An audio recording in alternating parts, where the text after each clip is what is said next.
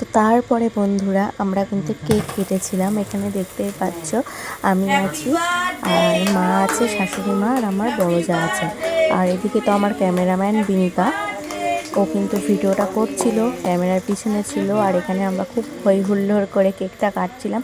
সেদিন কিন্তু ভালোই মজা হয়েছিল।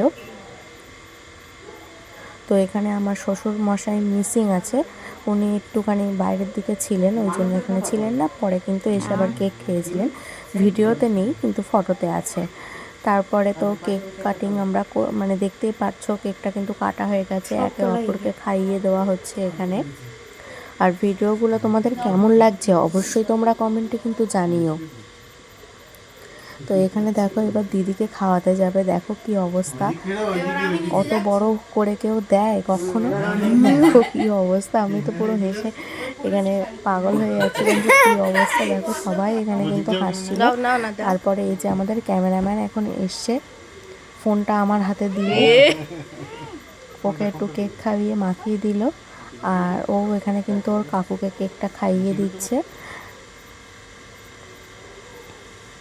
তো তারপরে মা খাইয়ে দিল, আর তারপরে কিন্তু আমি খাইয়ে দিয়েছিলাম। তো ভিডিওটা আজকে এইটুকুই রাখছি, কারণ লেন্দি হয়ে গেলে তোমরা দেখতে চাও না।